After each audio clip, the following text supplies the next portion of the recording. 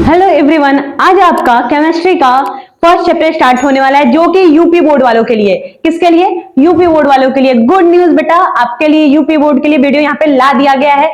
सबसे पहला वीडियो हमारा केमिस्ट्री का स्टार्ट हो रहा है। अब हम केमिस्ट्री में सबसे पहला चैप्टर पढ़ते हैं, जो कि क्लास 10th का है। ठीक है, क्लास 10th का पहला चैप्टर, जिसका नाम रासायनिक अभिक्रिया एवं रासायनिक समीकरण।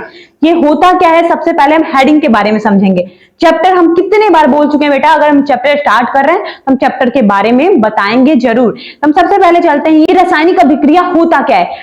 रासायनिक अभिक्रिया का ये डिफिनेशन देख लो, जिसमें दो या दो से अधिक पदार्थ मिलकर एक नए पदार्थ का निर्माण करते हैं। क्या? जिसमें दो या दो से अधिक पदार्थ मिलकर एक नए पदार्थ का निर्माण करते हैं, क्या कहलाता है बेटा? हमारा रासायनिक अभिक्रिया। जैसे मान लो हम क्या किए, यहाँ पे दाल रखें, यहाँ पे चावल रखें, तो एक नया कंपाउंड बन जाता है हमारा खिचड़ी। क्या बन जाता है? खिचड़ी बन जाता है। तो दाल चावल को मिलाएं तो हमारा खिचड़ी बन गया। तो उसी तरह एक ऐसा पदार्थ लो कि हम दोनों को मिलाएं तो एक नया कंपाउंड बन जाए, एक नया यौगिक बन जाए, वही हमारा क्या कहलाता है? रासायनिक अभिक्रिया। तो हम एक रिएक्शन के तौर पर हम आपको समझा देते हैं। एग्जाम्पल ले लो। एग्जाम्पल हमारा क्या रहेगा, जैसे मान लो हम यहाँ पे एक हाइड्रोजन ले रहे हैं। एक हाइड्रोजन एक तत्व है, फिर उसके बाद एक ऑक्सीजन ले लो। लिखा है वही डेफिनेशन में, जिसमें दो या दो से अधिक पदार्थ को मिलाएंगे, इन दोनों को हम मिलाएंगे तो एक नए पदार्थ का निर्माण होता है, रासायनिक अभिक्रिया कहलाता है। तो इन दोनों को जब हम मिलाएंगे तो क्या बनेगा बेटा? H2O, हमारा पीने वाला जल। तो यहाँ पे इसको बैलेंस करोगे, देखो यहाँ पे ऑक्सीजन के पास क्या है? ऑक्सीजन के पास क्या है? ऑक्सीजन यहाँ पे 2 है, पर यहाँ ऑक्सीजन 2 नहीं है। तो यहाँ पे इसको बैलेंस करने के लिए 2 जब लगाओगे तो हाइड्रोजन देखो यहाँ पे कितना हो गया? 4 हो गया, बट यहाँ पे हाइड्रोजन कितना है? 2। तो यहाँ पे 2 लगा दो, तो ये बैलेंस भी हो गया, संतुलित भी हो गया। तो आप इसको बैलेंस बिना किए भी रख सकते हैं। तो आपका डिफिनेशन यही कह रहा था कि हम दो या दो से अधिक पदार्थ को मिलाएंगे तो एक नया पदार्थ मिलकर बनेगा, तो कहलाएगा क्या? रासायनिक अभिक्रिया। रासायनिक अभिक्रिया समझ में आ गया। अब देखते हैं कि रासायनिक अभिक्रिया करते हैं तो उस समय क्या क्या परिवर्तन आते हैं। तो सबसे पहले इसको देख लेते हैं। तो देखो यही हेडिंग लिखा भी गया है, रासायनिक अभिक्रिया के दौरान होने वाले परिवर्तन। तो सबसे पहला परिवर्तन हमारा क्या है? पहला लिख लो, अवस्था में परिवर्तन। अवस्था में परिवर्तन। दूसरा क्या है? रंग में परिवर्तन।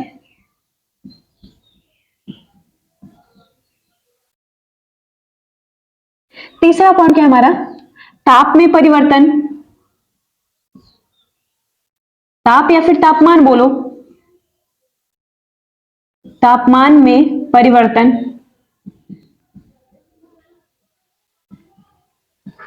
फिर अगला चौथा हमारा कौन सा है?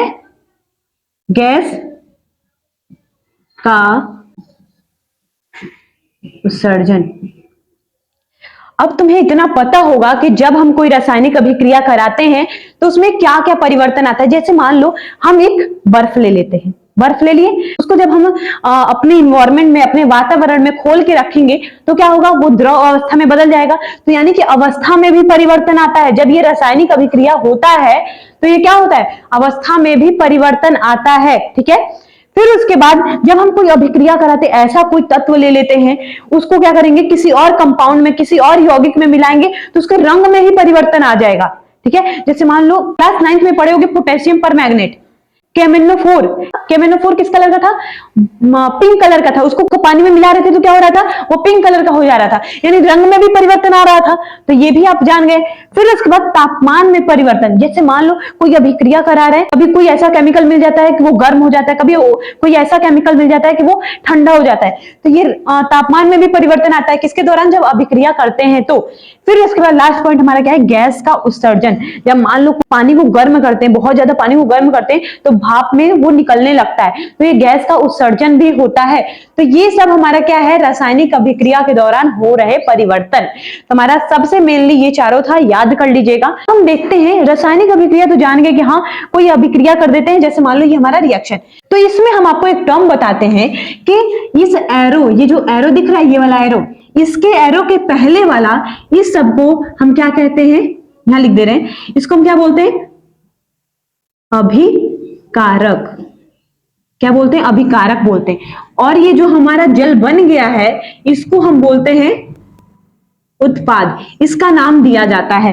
तो इधर वाले जो रिएक्शन से पहले वाले हैं उनको हम अभिकारक नाम देते हैं, और एरो के बगल वाले को हम उत्पाद बोलते हैं। तो ये चीज आपको पता होना चाहिए। अब हम आपको बताते हैं कि ये अभिकारक तथा उत्पाद होता क्या है, आपको हम डिफिनेशन देकर समझाते हैं। तो पहले इसे आप अपने कॉपी में नोट डाउन कर लीजिए, अपने सुंदर सुंदर हाथों से जल्दी से लिख लीजिए। अभी हम बताएं कि अभिकारक तथा उत्पाद किधर को कहा जाता है। रिएक्शन में जो एरो होता है उसके इधर वाले साइड को हम क्या बोलते हैं? अभिकारक बोलते हैं, और इधर वाले साइड को उत्पाद बोलते हैं। जो दो यौगिक से या फिर एक के यौगिक से मिलकर बना होता है उसे हम उत्पाद बोलते हैं। तो हम डिफिनेशन देख लेते हैं। सबसे पहले अभिकारक क्या होता है? अभिकारक वो पदार्थ होते हैं, अभिकारक वो पदार्थ होते हैं जो रासायनिक अभिक्रिया में भाग लेता है। यानी कि ऐसे, जैसे मान लो मेरा दाल चावल रहेगा ही नहीं तो भाग क्या लेगा? खिचड़ी ऑटोमेटिक बन जाएगा? नहीं ना। यानी जो रासायनिक अभिक्रिया में भाग लेता है वही हमारा कहलाता है अभिकारक। अब हम आते हैं उत्पाद पे। उत्पाद क्या होता है? जो अभिकारकों से मिलकर बने होते हैं, दाल चावल मिलकर खिचड़ी बना, तो जो अभिकारकों से मिलकर बने होते हैं उसे ही हम क्या बोलते हैं? उत्पाद बोलते हैं। तो देखो डिफिनेशन में ये लिखा गया है, अभिकारक वो होते हैं जो रासायनिक अभिक्रिया में भाग लेते हैं, अभिकारक कहलाते हैं। उत्पाद क्या होता है? जो अभिकारकों से मिलकर बने होते हैं उत्पाद कहलाते हैं। जैसे मान लो पानी का भी एग्जांपल दिए थे, एक और एग्जांपल देते हैं। जैसे मान लो हमारा मैग्नीशियम है, मैग्नीशियम है प्लस इसके साथ क्या कर देते हैं? ऑक्सीजन का रिएक्शन करा देते हैं। दो पदार्थ ले लिए, इन दोनों को मिलाएंगे, इन दोनों को मिलाएंगे तो ये दोनों हमारा क्या है? अभिक्रिया में भाग लेने जा रहा है। ये दोनों नहीं रहेगा तो ये नहीं बन पाएगा, तो ये दोनों भाग लेने जा रहे हैं तो ये हमारा क्या कहलाएगा? अभिकारक। क्या कहलाएगा? अभिकारक कहलाएगा। जब इन दोनों से एक नया उत्पाद बनेगा, एक नया कंपाउंड बनेगा, एक नया पदार्थ बनेगा, वही हमारा कहलाता है उत्पाद। जैसे मान लो क्या बनेगा? MgO, ये हमारा बना उत्पाद, उत्पाद बना। ठीक है। अब आप सोच रहे होंगे कि मैम यहाँ 2 है, यहाँ 2 नहीं है, तो वो बैलेंसिंग का है। हम आपको बैलेंसिंग का भी बताएंगे कि ये बैलेंसिंग होता क्या है, क्यों किया जाता है, ये सब आपको हम बताएंगे। तो ये आपको समझ में आया कि नहीं? इस एरो के इधर वाला रासायनिक अभिक्रिया में भाग लेता है वो अभिकारक कहलाता है, और अभिकारकों से मिलकर जो बन जाता है वो हमारा क्या कहलाता है? उत्पाद कहलाता है।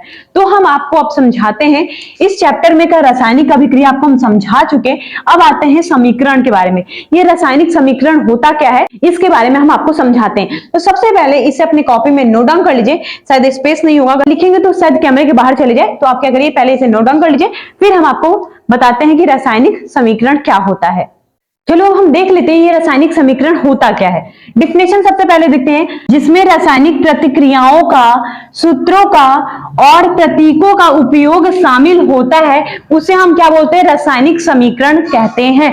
जैसे मान लो रासायनिक अभिक्रिया हम क्या कर रहे थे? दो पदार्थ मिल रहा था तो उससे हम एक पदार्थ बना रहे थे। तो यहाँ पे क्या किया जाता है? वो पदार्थ भी, अभिकारक भी दिया होता है तथा उत्पाद भी दिया होता है, वो हमारा क्या होता है? रासायनिक समीकरण कहलाता है। पर रासायनिक अभिक्रिया में क्या होता है कि रासायनिक अभिक्रिया में हमें अभिकारक दिया होता है, उत्पाद बनाना होता है। यहाँ पे दोनों दिया होता है, उसे ही हम समीकरण कहते हैं। बोलते हैं ना मैथ में इक्वेशन नंबर फर्स्ट, इस तरह दिया होता है। तो इसी तरह इसमें भी दिया होता है कि जो अभिकारक तथा उत्पाद दोनों लिखे होते हैं वो हमारा रासायनिक समीकरण कहलाता है। जैसे मान लो हम एक एग्जाम्पल दे देते हैं, क्या है?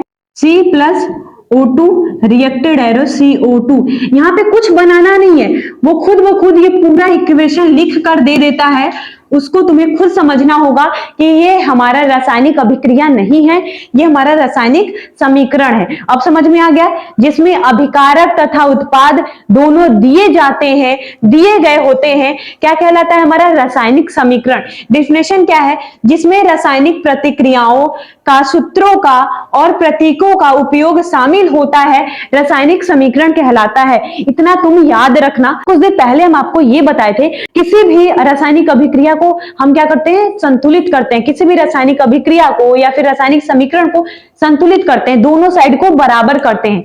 तो तो ये चीज हमारा संतुलन रासायनिक समीकरण कहलाता है। ये देख लो क्या होता है, संतुलन रासायनिक समीकरण वह होता है, वह रासायनिक समीकरण, क्या, वह रासायनिक समीकरण जिसमें अभिकारक तथा उत्पाद दोनों बराबर होते हैं। अभिकारक तथा उत्पाद, क्या, अभिकारक तथा उत्पाद दोनों बराबर होते हैं, क्या, दोनों इक्वल होते हैं, वो हमारा क्या कहलाता है, संतुलित रासायनिक समीकरण कहलाता है। एग्जाम्पल देख ले, चलो एग्जाम्पल देखो, बार बार ज्यादा एग्जांपल देकर आपको कंफ्यूज नहीं करते, एक एग्जांपल देंगे जिससे कि आपको समझ में आए। जैसे मान लीजिए अभी हम वाटर का एग्जांपल दिए थे, यहाँ पे गैस को हमेशा H2 फॉर्म में लिखा जाता है और O2 ऑक्सीजन को फॉर्म में इस तरह लिखा जाता है। ये दोनों हमारे क्या है, अभिकारक है, यहाँ लिख दे रहे छोटा सा, अभिकारक, अभिकारक है। जब ये दोनों मिलेगा तो क्या फॉर्म बनेगा, H2O, ये हमारा जल बनेगा, जो कि हमारा क्या होता है, उत्पाद, ये बना। अब यहाँ पे क्या है, इसको संतुलित करना है। जैसे मान लो तुम मार्केट में सामान लेने जाते हो, तो जो तराजू होता है उसमें क्या होता है कि एक साइड बटखरा रखा होता है, एक साइड हमारा प्रोडक्ट रखा होता है, सामान रखा होता है। तो क्या होता है, जैसे हम उसको तौलते हैं तो उस बटखरे के समान इक्वल आना चाहिए, इसे ही हम क्या कहते हैं, संतुलन कहते हैं। ठीक है, तो हम किसी भी सामान को लेने जाते हैं तो बराबर बराबर रहना चाहिए, हमारा इक्वल रहना चाहिए। जैसे मान लो तुम्हारे भाई बहन है, पापा कुछ लेकर आए, तो क्या होना चाहिए कि दोनों को इक्वल मिलना चाहिए। अगर एक भी ज्यादा बेसी हो जाते तो क्या होता है, लड़ाई करने लगते हो। क्यों, क्योंकि वहां पे तुम्हें इक्वल प्रोडक्ट नहीं मिला। तुम्हारे पापा लाए तो एक बिस्किट उससे ज्यादा दे दिए, तुम्हें कम दे दिए, तो दोनों में क्या हुआ, घमासान युद्ध हो गया। तो तुम लोग को भी बराबर करने के लिए, संतुष्ट करने के लिए हमें क्या करना पड़ेगा, इक्वल करना पड़ेगा। तो वही हमारा रिएक्शन में भी होता है। तो रिएक्शन में क्या होता है, अभिकारक तथा उत्पाद बनते हैं, तो अभिकारक जो होगा उसी के अकॉर्डिंग हमारा उत्पाद बनता है। तो अगर उत्पाद ज्यादा है तो अभिकारक को बैलेंस करना होगा, संतुलित करना होगा। अगर अभिकारक ज्यादा है तो हमें उत्पाद को क्या करना पड़ेगा, संतुलित करना पड़ेगा। यही हमारा हेडिंग का नाम पड़ा है, संतुलित रासायनिक समीकरण। किसी भी रासायनिक समीकरण को हम क्या कर दे, संतुलित कर दे। तो यही डिफिनेशन में लिखा गया है कि अभिकारक तथा उत्पाद दोनों बराबर होने चाहिए। पर यहाँ पे देखो अभी बराबर नहीं है। यहाँ पे देखो हाइड्रोजन क्या है, हाइड्रोजन कितना है, 2, हाइड्रोजन इधर भी 2 है। ऑक्सीजन कितना इधर, 1 है, पर यहाँ पे ऑक्सीजन कितना है, 2 है। तो इसको बैलेंस करने के लिए क्या करोगे, यहाँ पे 2 लगा दोगे। ठीक है, 2 जैसे ही लगाए हमारा ऑक्सीजन क्या हुआ बेटा, बैलेंस हो गया। लेकिन हाइड्रोजन देखो अब कितना हो गया, 4 हो गया। यहाँ पे हाइड्रोजन कितना है, 2 है, तो यहाँ पे हम 2 और लगा देंगे तो हमारा बैलेंस हो गया रिएक्शन। इधर भी 4 हो गया, ये भी हाइड्रोजन 4 हो गया, ऑक्सीजन भी 2 हो गया, ऑक्सीजन भी 2 हो गया। यानी कि ये बैलेंस हमारा क्या है भैया, संतुष्ट हो गया। जो हमारा संतुलित रासायनिक समीकरण था वो अब संतुष्ट हो गया है। उसके बाद एक और हेडिंग है हमारा, असंतुलित रासायनिक समीकरण, वो समीकरण जो संतुलित नहीं है। तो उसका डिफिनेशन क्या हो सकता है, वह रासायनिक समीकरण जिसमें अभिकारक तथा उत्पाद दोनों समान नहीं होते हैं, दोनों इक्वल नहीं होते हैं, ये हमारा क्या कहलाता है, असंतुलित रासायनिक समीकरण। इसमें भी हम एक एग्जांपल दे लेते हैं। एग्जांपल जैसे मान लो Mg+O2 रिएक्टेड एरो क्या बना, MgO, मैग्नीशियम ऑक्साइड। ये हमारा क्या है, उत्पाद, और ये क्या है हमारा दोनों अभिकारक।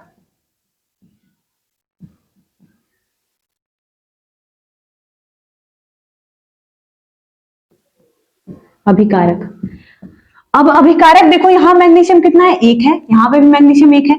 ऑक्सीजन कितना है बेटा, 2 है, और यहाँ पे 1 है। तो हम यहाँ पे इसको संतुलित नहीं करते हैं। ऐसा अगर रिएक्शन दिया रहे तो समझ जाओ वो क्या है, हमारा असंतुलित रासायनिक समीकरण है। अगर वहां पे पूछ दिया जाए कि असंतुलित रासायनिक समीकरण को संतुलित रासायनिक समीकरण में बदलिए, तो हमें क्या करना पड़ेगा, इस तरह बैलेंस करना होगा। इस तरह का मतलब है मैग्नीशियम 1 है, यहाँ पे मैग्नीशियम 1 है, ऑक्सीजन कितना है, 2, यहाँ पे ऑक्सीजन 1 है, तो यहाँ पे ऑक्सीजन क्या करेंगे, 2 लगा देंगे। क्या करेंगे, ऑक्सीजन यहाँ पे 2 लगा देंगे। तो जैसे ही ऑक्सीजन बैलेंस हुआ, मैग्नीशियम देखो सिंगल हो गया, तो मैग्नीशियम को भी हम क्या कर देते हैं, 2 लगा देते हैं। पर ये समीकरण क्या है, असंतुलित रासायनिक समीकरण। असंतुलित रासायनिक समीकरण दिखाना है, इसीलिए इसको हम बैलेंस नहीं कर रहे हैं। ये हमारा असंतुलित रासायनिक समीकरण हो गया। आप क्या करिए, इसे नोट डाउन कर लीजिए। नेक्स्ट लेक्चर में आपको संतुलित रासायनिक समीकरण का ढेर सारा क्वेश्चन कराने वाले हैं, तो इतना आप अपनी कॉपी में कंप्लीट कर लीजिए। और यहाँ तक कुछ समझ में नहीं आए तो प्लीज पूछिएगा, हम आपको जरूर बताएंगे। तो इस चैनल पे बने रहने के लिए थैंक यू बच्चों। और आप क्या करिए, चैनल को सब्सक्राइब कर दीजिए और वीडियो को लाइक करके इस वीडियो को और बच्चों तक शेयर करिए, ताकि वो भी अच्छे से पढ़ाई कर सके। Bye student.